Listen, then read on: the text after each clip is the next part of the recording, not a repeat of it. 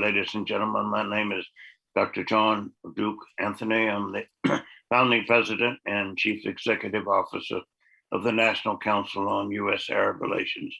Established in 1983 as a non-governmental, non-profit organization, the National Council has one word for its mission, and that is education, to strengthen and expand America's relationship with its Arab friends, its Arab allies, its Arab partners, and its strategic counterparts. We have three individuals who are going to help us today to see where we stand with regard to one of the most vexing, if not the most vexing, of all issues pertaining to those who are analysts, researchers, writers, publicists, specialists, and foreign affairs practitioners pertaining to Arabia and the Gulf, in particular to that country which lines the eastern shores of this seven-part region that has Arab nations, and an eighth one, which is Iran. And Iran's population outstrips the combined populations of all the other seven. Iran's coastline far surpasses the coastlines of any 3 to 4 of any of the Arab countries on the western side of the Gulf. Iran's history, according to its own publicists, propagandists, but true patriots and nationalists, is longer, richer, more documented, more multifaceted, more diverse than any of its Arab neighbors, with the possible exception of Iraq, and a rival as well further west in terms of Syria, the banks of the Eastern Mediterranean. Here we have a country that at one time was larger than it is now. And this is in part because some of its neighbors are smaller than they were at a time, but have become larger than they once were because of territory lost by Iran, or some would say to Iran. Iran is also not in any way, shape, or form unassociated, irrelevant to what is going on in Ukraine, in Belarus, in Kiev, with regard to Russia and Moscow. Nor is it totally disassociated from lands further east in terms of East Asia's China. And Americans are woefully inadequate in their knowledge, the understanding, the information, and insight about the implications of the Sino-Soviet or Sino-Russian relationship and the frequency and intensity with which Russia's leaders, China's leaders share geostrategic perspective and a concern and various needs from their perspective regarding the United States. Nor, not to leave as last by any means, is this issue of these issues, is this country unrelated to American and indeed global and regional and interregional concerns with regard to Israel. Israel is the undeclared nuclear power in the region, but a power that has articulated so-called red lines with respect to it will never accept Iran's ability to produce a nuclear weapon, let alone the means to deliver it.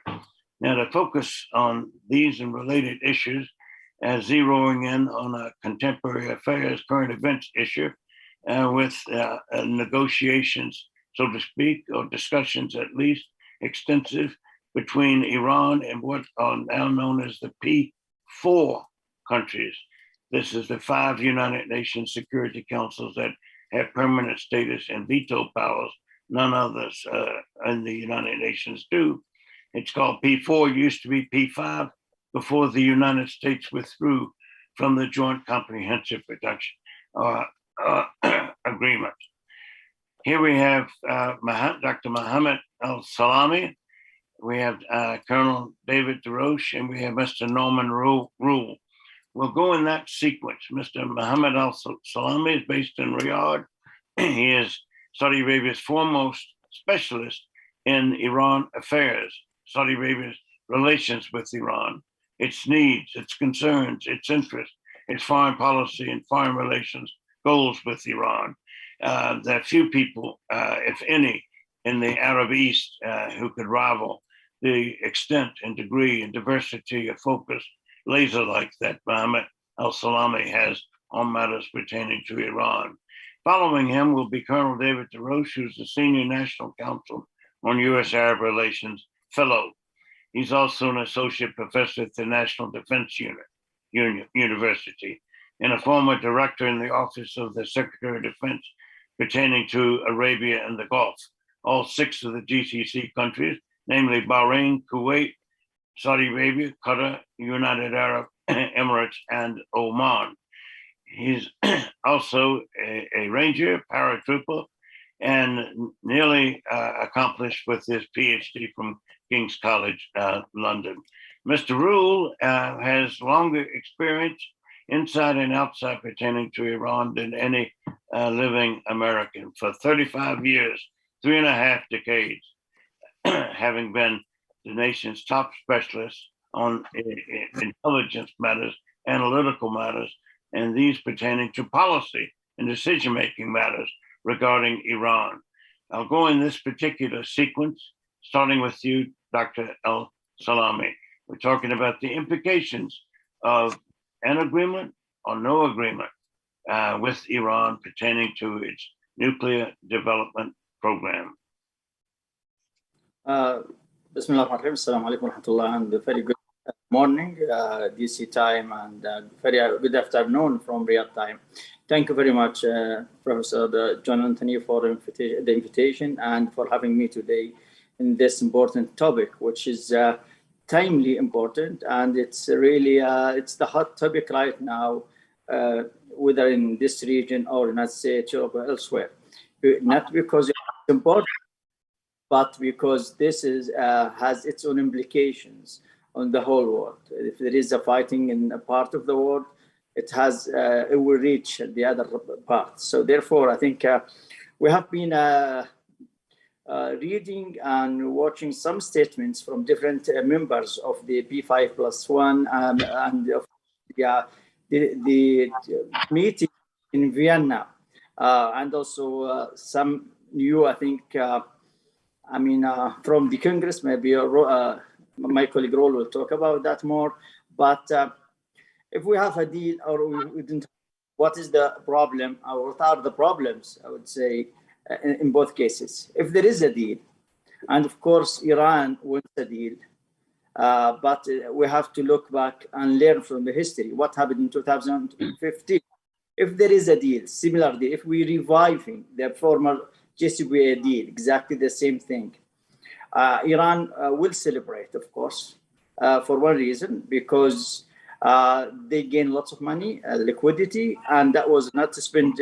That was not spent on Iranian people or inside Iran. It was sent to militias and proxies across the region, from Lebanon to Iraq, Syria, Yemen, Eastern Province of Saudi Arabia, Bahrain, and you name it, all the way to Nigeria. So the Iranian people who are suffering right now, and they have a lot of protests inside Iran, whether a shortage of water, teachers who do not receive their salaries, they will remain the same thing, same conditions, no improvement, exactly no improvement. That's what happened also in 2017 when Iranians were participating in a poll asking them what happened after, what was your conditions in 2015, and has it improved up to within 2 years? This is nothing has changed because the money didn't come inside the country; it was spent outside. So, if we sign the same deal, if we rejoin the same or reviving the same deal, Iran will practice the same activities, but it will increase their involvement and exporting the revolution, more militias. Now we have more than 60 militias in Iraq. So maybe in 2 years' time, if there is a deal, we'll see more than 100 militias in Iraq, Syria, other places. So this is from Iranian perspective. What the other, especially U.S., wants to achieve from that, or the Biden government or Biden administration, they want to prolong, the time. They will blame time, not the spring time in terms of Iran may produce the weapon. but that would not change things. Iran will cheat, as it has cheated before during the deal from 2015, 2018. It will do the same thing. So this goal will not be achieved because Iran will cheat and will have more secret places that to enrich uranium, to do whatever they want to do. So if there is no deal, and if there is the deal, of course, the Gulf countries will have the same position they had in 2015. That is, they have own observations, they have their problem with the deal, and of course, they will try to protect themselves. Of course, they will learn from what happened in 2015, and that unfortunately may lead to more confrontations with the Iran. That's a problem, more confrontation, because they have to protect themselves, they have to protect their countries, and of course, now we've seen the Houthis attacking the Saudi civilian sites, including Mecca, holy city of Mecca, United Arab Emirates, Abu Dhabi, and other places. They will, of course, these weapons, the Iranian weapon, will go to other places, and we'll see more attacks. So we have to protect ourselves, and that have to put all the options at the table. And this is very dangerous for both sides, not Saudi Arabia, United Arab Emirates. None of the regional countries want to go in war with Iran, but they have to protect their people, they have to protect their country, sovereignty, their interest. This is very important. So if there is, what about if there is no deal?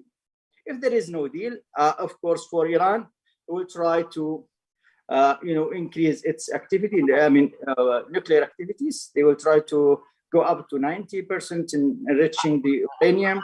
They will try to send some messages to the neighboring countries. Maybe for a limited time, they will increase their activities and, of course, support the militia.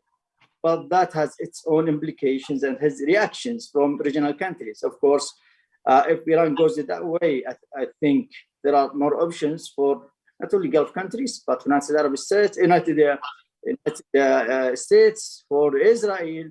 And we have seen some statements from Blinken, from Israeli, from Prime Minister, that all the options will be on the tables. And if Iran goes the way to bring the weapon, we have to step in and take some action, including military action. And of course, they may attack Iranian nuclear sites, enrichment uranium sites and facilities, and we don't know. And this has its own, again, implications on the regional countries, because if there is a war, we'll face lots of difficulties and challenges. Of course, whether direct attacks or indirect attacks, if there is, of course, refugees in Iran that will go to Saudi Arabia and Gulf countries, if there is leaks in the nuclear facilities of Iran, then that will damage the waters and the life in the Gulf. And that has its own, again, implications and threat in the region. So what is the third option we have? It has been on the table for a while. Some people are talking about, like the Russians, Iranians denied that, which is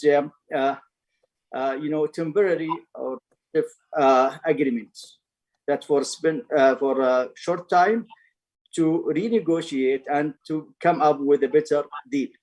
And that it's not new, by the way. It happened in 2013, during the period between 2013 to 2015, when two sides signed the JCPOA.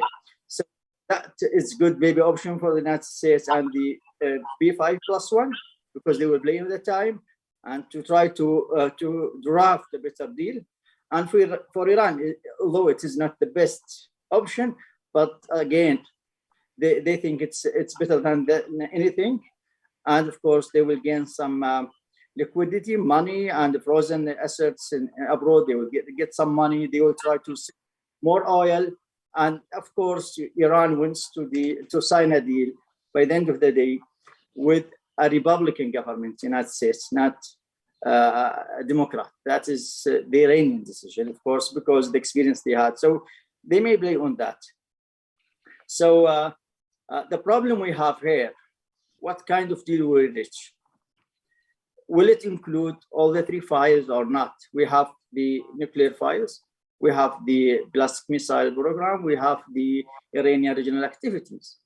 What can we achieve, and how can we achieve these three files to go together? Because priorities are different. The American priority, maybe the nuclear issue. The European priority is the ballistic missile program, because they are in of those attacks. And for regional countries, they are threatened by these two priorities, but most likely, mostly by Iranian regional behavior, militias across the region, and the attacks we have been seeing it on the ground in Saudi Arabia, United Arab Emirates, almost weekly. So we have to put all those files together. We have to reach a win-win situation. That may take time, and we have to be to monitor to reach that point. I think it's very important to put more restrictions on Iran, more sanctions on Iran, more monitoring the Iranian cheating in terms of sanctions. Of course, Russia, China have their own, of course,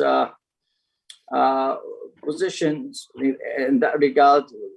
China may buy more oil from Iran, but again, they have their own relations, the Gulf, and interests with the Gulf countries. And of course, maybe the Gulf countries can reach out to China and Russia to reach a better deal. But by the way, even Russia doesn't want Iran to produce the oil, the bomb. China also. But the problem is Iran playing with these difficulties, or these what's the so-called Cold War between the United States and China, and they are trying to play in this ambiguity or the gray area. By the end of the day, whether we reach a deal or not, it depends on the deal. If there is a deal, it should be a better deal, taking consideration all the concerns, both regional and international players. If it repeats the same thing we had in 2015, we'll go again to square number one, and maybe in 2 years, and again have to negotiate with the Iranian. At that time, Iran may already produce the bomb, and then we'll have more arm racing in the region and more difficulties, more wars. Of course, Iran is objective of Iran to have more wars, to have more killing in the region. This is the ideology, guiding or driving the foreign policy of Iran. We have to understand that. Iran's main ideology is to have more wars across the region in order to have the hidden imam to appear. This is not a statement, my claim. This is go back to their, institutions, their legacies, the Khomeini legacies, the literature, you find it there. So they want to have more wars, more killing, more destructions in the region. So we have to stop them. Can we hold it there, Dr. Salami? Yeah, sorry. Yeah, that's how we good with that. Yeah, thank you very much. Thank you for your introduction and overview remarks. We'll turn now to David DeRose, who wrongly mentioned would be a presenter. He's more a moderator here, and is free to make any comments and input as he so chooses. Colonel DeRose. I have a couple of thoughts, and it's a perspective that's not often there. So I'm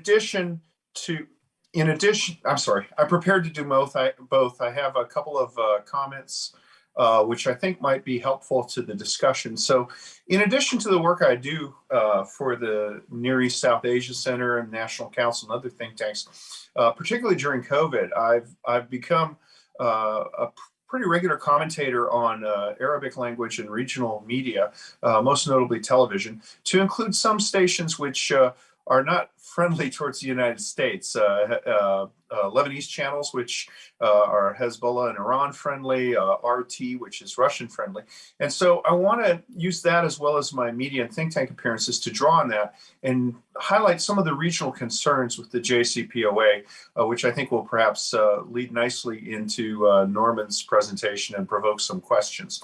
So first off, welcome. Excellent.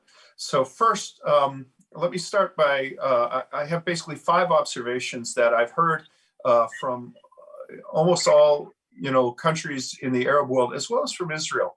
The first concern with the JCPOA is that when you limit behavior in one aspect, you in effect grant license in the others. And so the JCPOA originally was felt to be, since it limited the nuclear program, that it was granting Iran a license and sort of an immunity to continue with ballistic missile development, the fielding of proxies, the subversion of the region, undermining of regimes, establishing its hold on the 4 Arab capitals, Baghdad, Damascus, Beirut, and Sana'a. So that was the first concern. By limiting just in one area, you created a license anyone else. Related to that was the second concern, which is that it completely did not address missiles or proxy warfare activity, or indeed any other misbehavior, to include alleged Iranian involvement, collusion in the Syrian regime's manufacturing and trafficking of Captagon, which is the #1 drug of abuse in Saudi Arabia, for example. So the lack of missiles and proxies was briefly addressed by President Biden when he said, yeah, we'll try to do this, but that seems to have moved by the wayside as the actual nuts and bolts of negotiations went on. The third objection, which I mostly heard from Arab partners, was that since Iran was being, in effect, given license to act in contrary to IAEA standards, and certainly contrary to the normal international norms of nuclear proliferation, would Saudi Arabia and the UAE and other interested countries in the region be granted the same license? This was at the time when this was raised in 2015, was raised as sort of a negotiating gambit or as a spoiler alert to basically spook the Obama administration into thinking that there'd be this rush for nuclear armament. But over time, I've become convinced that it's rather a clearly held view that if these countries wish to preserve their national sovereignty, they cannot allow Iran to, in effect, be rewarded for bad behavior. And even if they don't have plans for a nuclear program, they will have to pursue the same levels of enrichment just to make a point that their national security interests have to be taken into account. And I don't think that there's been a full discussion of that in the states in the West and in the parties of the P5+1 of what the implications are on the regional powers of basically allowing and routinizing bad behavior by Iran. When we do talk about that, usually that conversation is limited to people who work on India versus Pakistan. Once India was freed from some of the sanctions regimes for their nuclear program, Pakistan instantly wants the same. We have not had that same discussion with the same level of robustness in Iran and the Gulf studies. Then the final, the fourth problem I see is something that I've often discussed here at the National Council and I know in think tanks. There's an idea that the U.S. is on the verge of trading Arab chess pieces for Iranian chess pieces. This stems from, I think, a deep-seated concern that the American presence was minimal prior to Saddam Hussein's invasion of Kuwait. It's transitory. We haven't set up the same network of bases and social structures in the Gulf that we have, say, in Germany. In large part, that's because the Gulf doesn't want that. They don't want to have, thousands of 18-year-old American soldiers roaming the streets of Kuwait City on a Thursday night, the way we do in Nuremberg or something in Friday night, the height of the Cold War.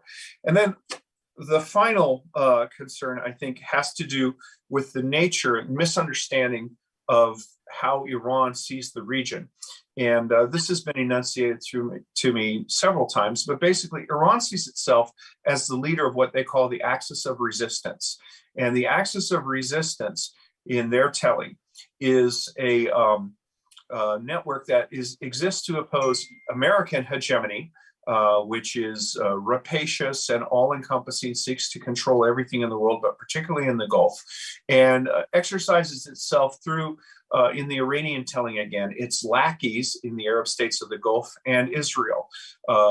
In the Iranian telling, the axis of the resistance has been reinforced with the Abraham Accords, and any action is viewed as significant. So when Benny Gantz flew to, I think it's Bahrain the other day. His airplane flew through Saudi airspace, and they made a big thing that this was the first voluntary Israeli military aircraft crossing of Saudi Arabia. Well, okay, I guess it belongs to the Air Force, but it's a unarmed 707. And of course, the axis of the resistance, led by Iran, consists of their proxies and servants in Iraq, Syria, Lebanese Hezbollah, Hamas in Gaza, the only primarily Sunni organization, and the Houthi movements in Yemen. The fear is that folks in the region are very aware of this concept of the axis of the resistance.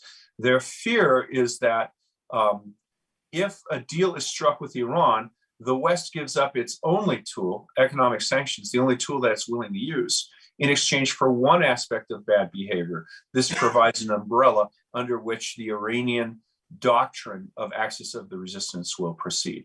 So these are regional considerations. They're not my view, or they're not my opinion is that they exist in the region, and I'd be happy to answer your questions, and I will turn it over to Dr. Anthony and to Mr. Roule. Thank you, Colonel DeRose. Mr. Roule, the floor is yours. Good morning. It's a pleasure to be here. I thank you for including me with such esteemed and knowledgeable guests. I'll try to avoid duplicating their important comments. When I look at the current situation, my first thought is that future historians will likely ascribe the current and recent period of Iran policy as being generally confused and sometimes rudderless from an international perspective. This is now an era in which this policy is nested within a dynamic of growing multipolarity, routine revisionist aggression, international indifference to human suffering, and an erosion of collective security not seen since the late 1930s. We're watching in the past years routine hybrid warfare, international fatigue regarding conflict, and a lack of any approach to Iran's creation of an axis of misery in the region. There is a refusal to combine diplomacy with non-economic coercion. American politics is fragmented. European political systems seem weak and unable to coalesce on decisions regarding aggression, and Russia and China seem determined to reweave the fabric of international security. We're in the midst of this process. This is rolling forward. We should be thinking a longer game, a longer period of time, and know that the results in the future could be quite dramatic, and I'll mention this at the end. But above all, this is more than just Iran. And we are watching, as I've mentioned, the rise of revisionist actors. Russia's action in Ukraine is an important part of our current political discussion, but it's not dissimilar to what Iran is doing. Each seeks the same thing. They're seeking a redefinition of the fabric of international relations, as how other countries view their regional aggression and then normalize that aggression in an increasingly multipolar world. And they're succeeding. Think how in Russia in 2014 had to use little green men and deny its presence in Ukraine. And Iran initially denied its presence in Syria, Iraq, Yemen. Russia now has openly placed its forces on Ukraine's border. Iran openly talks about its military support to the region. That's a shift. They also each benefit financially from a rise in oil prices, which they're able to spike through their aggression. The second thing I think it's important to mention is each is trying to exert new influence on what they perceive as their historic near abroad. Each understands that they're a weak power. Iran's economy is about the size of that of Maryland. Their military is relatively primitive as compared to the United States, although, of course, their missile program, mine program, and other programs make them a formidable adversary. But each is seeking to play their cards in a way to revive regional and even global influence. Iran's influence over the Strait of Hormuz and the Bab el-Mandab give it a capacity to influence global trade and energy markets. Last, they're each seeking to cripple the influence and even interest of the United States in being able to influence world events, and then create frictions that conditions that create frictions within Western coalitions that they would fear most. This is a really difficult situation for observers. And if you're looking at the situation of moving forward, where we go here with Iran, this is very challenging. Iran's own actions are increasingly and strangely only a minor ingredient of a witch's brew of transnational complexity and partisan politics, and even social change. Within the United States, the debate over the nuclear deal is akin to a religious war. It's driven by slogans, groupthink, and unwillingness to debate the legitimate concerns of each side. And we have a dynamic in which two administrations, albeit from the same party, have found it easier to come to a deal with Iran, one of our most aggressive and lethal adversaries, than with the opposing political party on Iran policy. And we also see the issue of traditional security relationships in the Gulf. We see in the United States many who criticize our Gulf partners in Israel, but they also refrain from criticizing Iran. So what does this mean for Iran, and how has this played out? So Iran's actions have been likely shaped by two drivers: total sanctions relief, not just nuclear sanctions relief, but they saw that after the nuclear deal, that businessmen rightfully said we should not invest in a country that is so susceptible to sanctions for non-nuclear actions. Second, the Biden administration, and I'm rigidly nonpartisan, but the Biden administration arrived with a number of conditions that shaped Iranians' thinking. It would shift the weight of U.S. attention from the Middle East to China, climate change, social issues. It opposed U.S. military involvement in the Middle East. It promised a return to the 2015 deal, compliance for compliance. It opposed the policy of maximum pressure. It would rebuild alliances with Europe, but this would be less about the P5 adopting our positions and more about our moving closer to European positions. And also it had frictions with traditional allies such as Saudi Arabia and Israel. So what were Iran's goals over the last year that we've seen play out? Well, first, to preserve the traditional red lines within the JCPOA deal. Industrial enrichment must be authorized, no dismantling or no closure of sites, no cessation of research and development, and an end of restrictions on Iran at some point in the deal. They wanted recognition of Iran as a de facto major power. They wanted to split the international coalitions. They wanted long talks. Those always benefit an aggressive, smaller power. They wanted to use defiance to dictate when they would meet and with whom they would meet. And they would use the time to build a program that would gain the stature that they could then leverage against extension of sunsets or other issues. So we're now at a situation where we say, is a deal likely? And the answer is, it's a political decision by Iran. Many have said that the ability to build a weapon technologically is a political decision by Iran. But likewise, the deal right now is in Iran's hands. It could happen this week, or in a month, or never. But if judged on the framework of 2014, the original JCPOA is no longer seems relevant.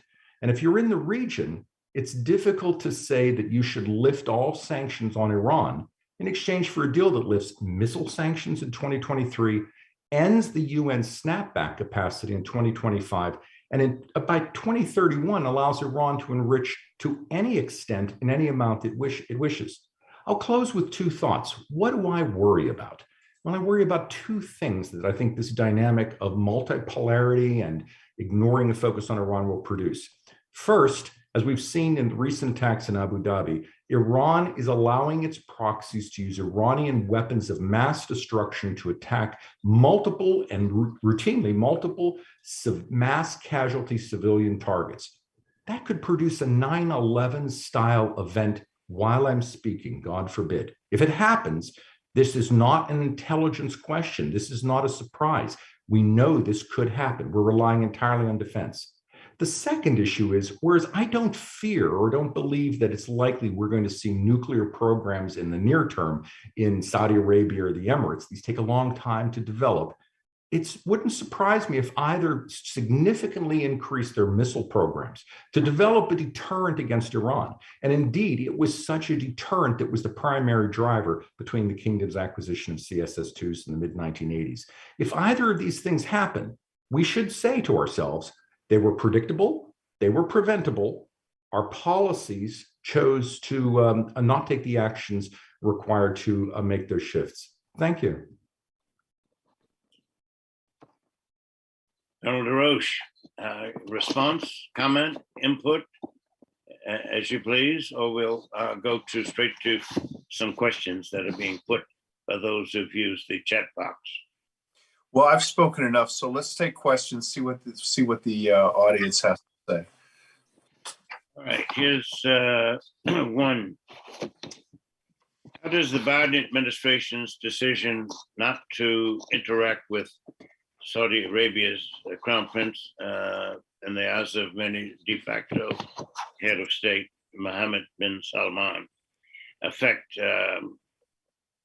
these issues, these questions, these challenges, as much as was the case with the Trump administration, which had, comparatively speaking, better, if not superb, relations with the same international, national, interregional actor? I guess that's to Mr. Roule.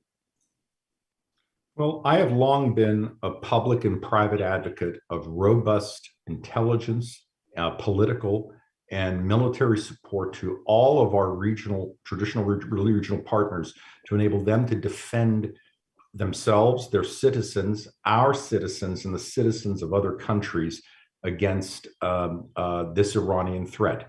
There are American lives, as well as Saudi lives, and Emirati lives, and others at risk every day.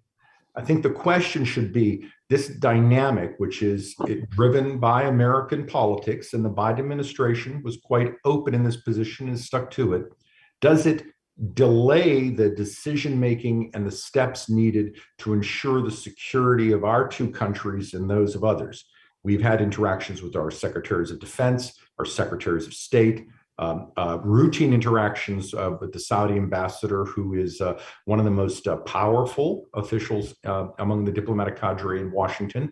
But it is notable that the Crown Prince can speak to pretty much any leader on earth except the U.S. president. That's not helpful for a broader relationship, and anything that continues that process is going to make it more difficult to protect our nationals and build on the strategic relationship that has been so successful for almost 80 years.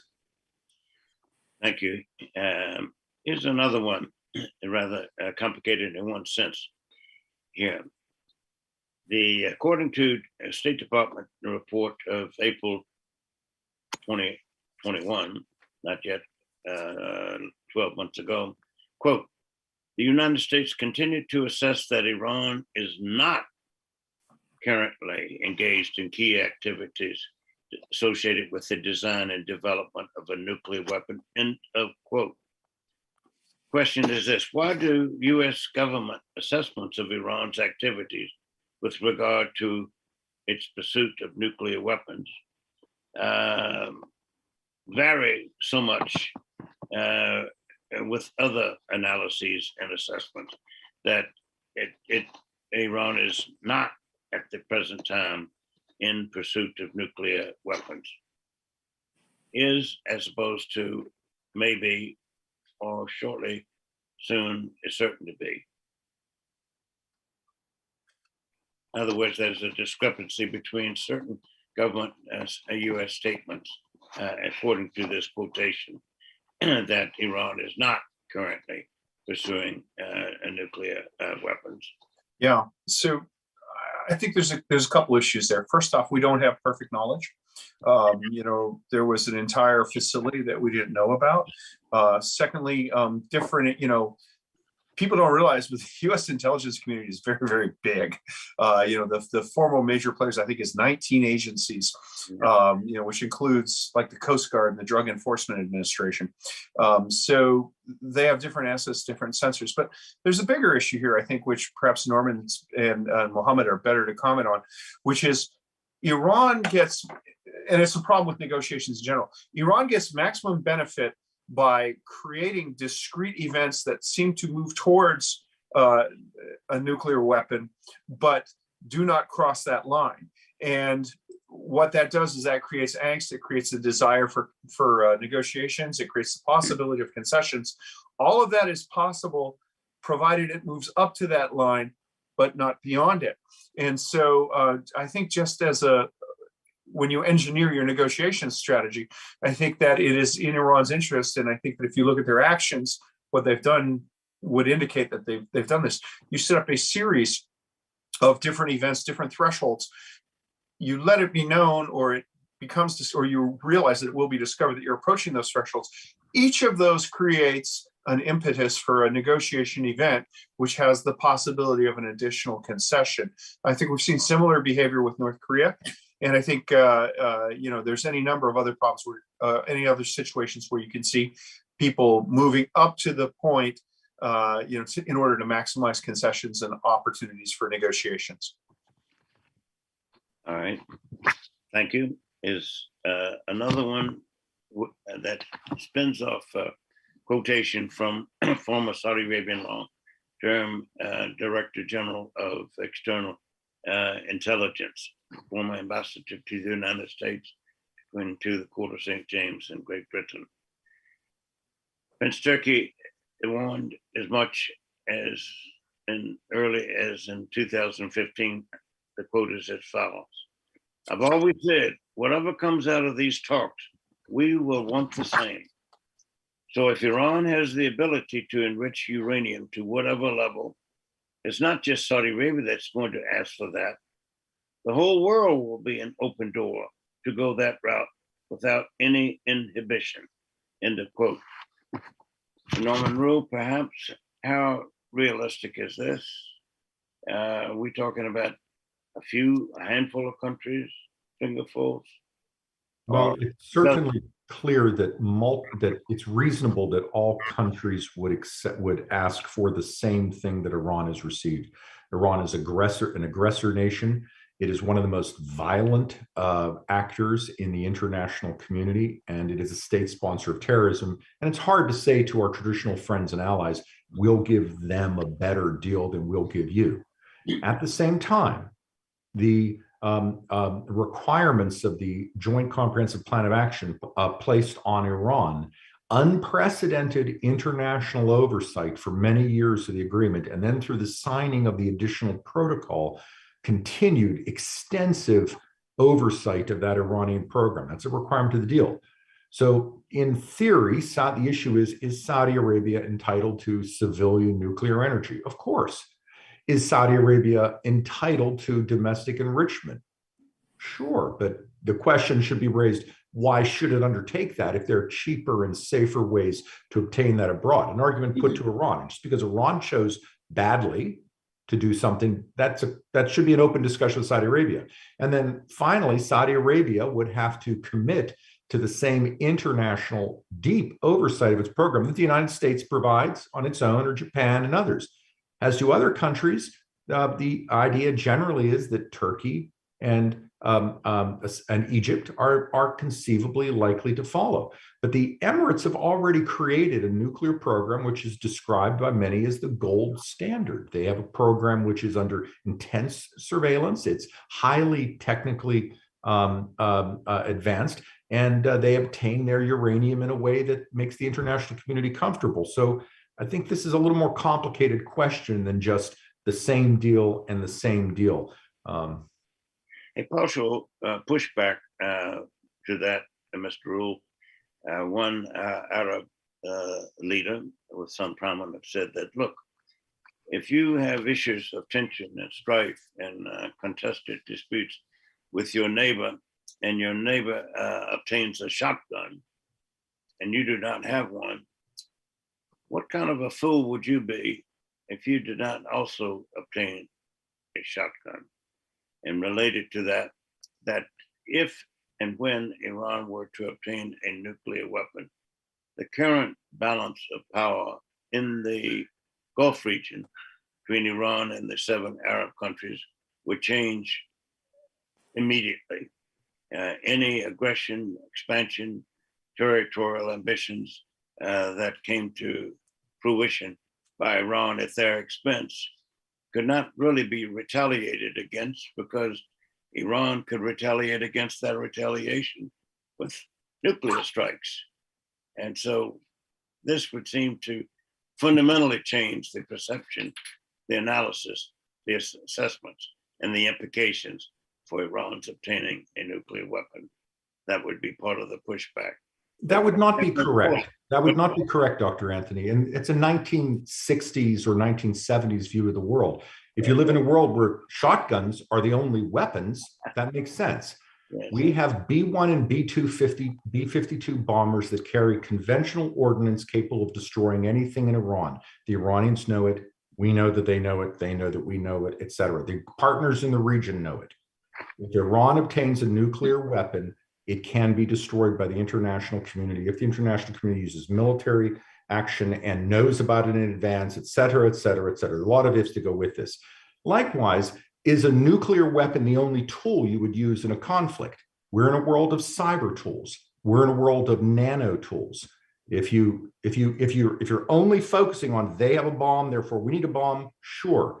But if they have a bomb in a world where there are a lot of other options and a lot of other consequences to gaining those options and costs, it's a different kind of calculus. But you're correct. This argument is often given, but in the deeper and more senior and more sophisticated political discussions among leaders, and I've watched these take place, there's more detail and nuance to where that conversation goes. And I underscore, Iran should never be allowed to have a nuclear weapon. All options should be on the table, and we should do everything from diplomacy to military action to prevent that. If I may, can I just give my view on this point, because it's important for our part of the world and the whole world. First, in terms of Iran to produce the weapon, I think Iran wants to play with this card more than to go all the way to produce the weapon. That's this gives Iran more legitimacy, maybe within Iran and among its allies and friends and proxies across the region. That we are strong enough that we are sitting around the same table with the P5+1, the world superpowers, etc. So this is one of which is a message to Iranian people and domestically, and the allies of Iran, the militias, the Hamas, and other groups. Second, in terms of Iran using the weapon, if Iran produce the weapon, it cannot use it because it's just next door. So if Iran use the weapon against Saudi Arabia or the Gulf countries, they themselves and their people will be affected. So it's not like United States and Japan and other places. So it's far away. So I think they will be affected. And maybe it's for just saying that in terms of balance of power, you are right. The problem we have in this region is mainly with the Western powers, I would say, and maybe with China also. When Iran becomes more aggressive, Western powers becomes more, lenient and trying to satisfy Iran. This is the problem we have. So Iran becomes more aggressive, and now we try to satisfy Iran, to reach a deal that is more in the interest of Iran, beneficial to Iran than to the P5+1 or B4+1. That gives Iran like a wrong message, I would say. That's it's a green light for Iran to have more proxies and militias, etc. So I think we have to recalculate the way we deal with Iran, how to deal with a regime, a political system like this. Does these messages we send to Iran makes it become normal state, not a revolutionary state? Absolutely not. We have to use both ways, stick and current. Otherwise, Iran will continue to have more proxies, more in terms of balance of power, arm racing in the region, as Roule said, and of course, all countries will focus on arms and arm racing more than on the better conditions for the people and of the countries and people who live in these countries. And that's a problem. In our remaining time, there are three questions, not necessarily related, but worthy of response. One is, how is the notion that no deal is worse than some deal? And if you subscribe to the no deal, would not the implications for policy and interest needs and concerns imply that this makes a showdown inevitable and changes the formula not from whether there will be a conflict, but merely when. That's one question. A second one has to do with the difficulty on the U.S. position politically, geopolitically, and focusing on Iran, but not Israel. And for those who bring in human rights issues, international law opposed to the acquisition of the territory of other people by force, of which Israel is deemed to be guilty in extenso. Does this not weaken, and to what degree, if it does weaken, does it compromise the effectiveness, the credibility, the legitimacy of the United States efforts to lead on this particular issue?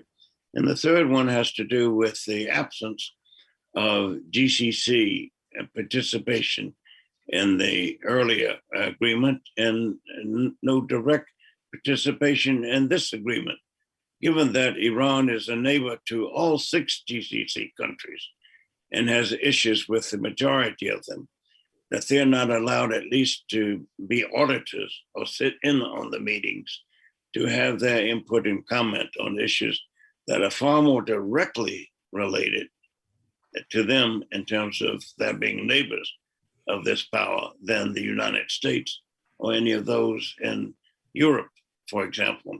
Might you choose to respond to any of these 3 questions or all of them in the time remaining? Shall I go first, if you like? And JCPOA and GCC not participating in the former, 2015 negotiation. It was a mistake. We are on the front line with Iran. We are suffering from Iranian behavior in the region.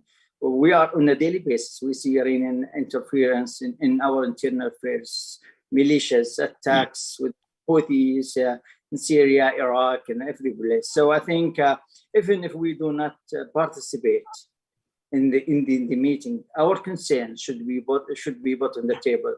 That's because we are suffering more from Iran. Behavior. We are on the front line, and we are in terms of the supply of oil and energy in general. We are in a very important geographical location. So I think it's very important. The concerns should to be taken in consideration. This is one. Second, in terms of for the first point, but it's I think I forgot the first point you mentioned, but it was very important in terms of if there is a deal or no deal. Yes.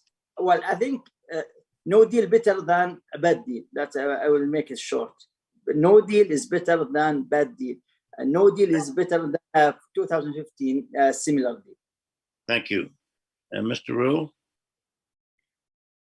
I think when people talk about the consequences of a deal or no deal, they're coming to that question from a pre-ordained position. If you return to the deal tomorrow, I mentioned a number of the sanctions and restrictions are being lifted. During that same period, Iran's economy continues to grow significantly.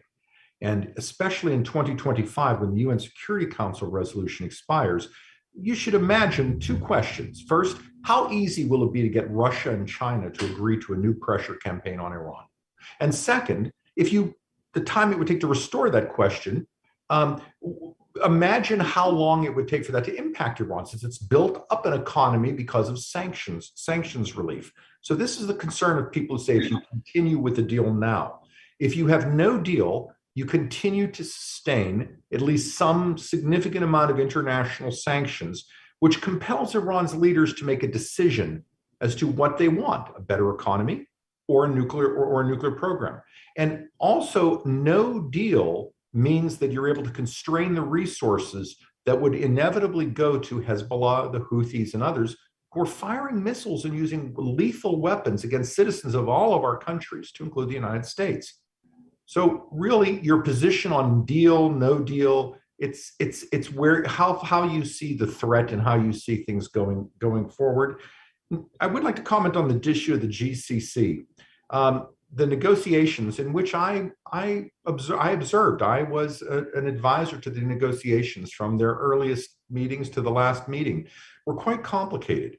I believe the GCC and Israel, both victims of Iranian aggression, targets of Iranian aggression, and targets of the benefits of sanctions relief, should have a much louder voice in that process. I think it's unfortunate they don't, although there has been significant engagement with the Israeli government and the GCC of late. They don't have the voice they do, and the consequences of deal, no deal, et cetera, will first be felt by those countries.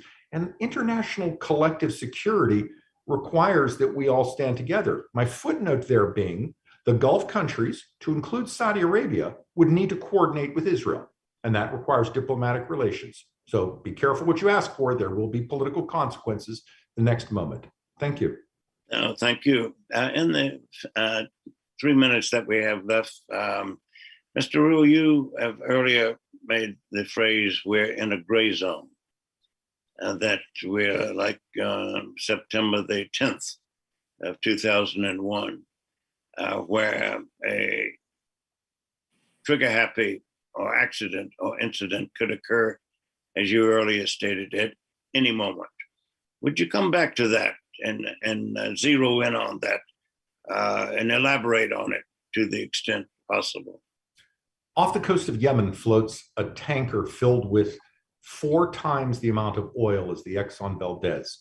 It is leaking. It is in extremely poor condition, and the Houthis have, with periodic concessions, denied international capacity to handle the ship. If that ship explodes, it will shut down the fisheries for 2 million Yemenis, perhaps permanently. It will impact 8 million lives immediately and for decades. It will close the Bab el-Mandab because shipping cannot move through that kind of an oil spill until it's cleaned up. And that will have an immediate impact on global supply chains, energy chains, and the economies of the entire Red Sea basin, as well as Yemen. That could happen while I'm speaking because of the Houthis, because of Iran. Secondly, missiles and drones in a number that is unprecedented in world history since the Second World War, of a complexity and a lethality, are being fired against mass casualty civilian targets. The Houthis often avoid military targets, aiming for airports, cities, energy targets. If this were to happen and hundreds of nationals from dozens of countries die, how will the world respond? Now, prior to 9/11, on the date of September 10th, we didn't know exactly how or where Al-Qaeda would attack. We knew they would attack, but the 9/11 report stated it was a failure of imagination to understand what they would do. This requires no imagination, requires no intelligence. We know the threat. It's happening now. Terrible consequence can happen. Policymakers need to act accordingly. And if they don't, the victims of these aggressions, these attacks, will have a pretty good case to make against them that they failed in their jobs. A sub-question to that will be how to prevent it. What are the means to deny that kind of reality? The capability is clearly there. The temptation is clearly there. How clearly there is a deterrence? Or should deterrence fail, defense succeed? Coercion with diplomacy is required, and we must provide our Gulf partners with the intelligence, material, and support they need to conduct military activities that protect all of our citizens while minimizing the impact on innocent Yemenis who were the tragic victims of this conflict. Ladies and gentlemen, we're at time. And we end on a rather somber note, and it urges us all to be more attentive to the macro and to the details of what Iran is doing and not doing, and what its neighbors are doing and not doing, and what global powers further afield are doing and not doing. If Mr. Roule is correct that we're but seconds away potentially from a scenario the likes of which we have not seen since World War II, nothing could be more ominous. Nothing could be laced with more implications to America's, to the world's, to Iran's neighbors, to the Iranian people's needs, their legitimate concerns, their legitimate interests, their legitimate foreign policy goals. This session, like all of the National Council's webinars and seminars, is designed to advance a mission, namely education. We thank you for presenting as specialists. We thank you for listening. Thank you for viewing. All the best.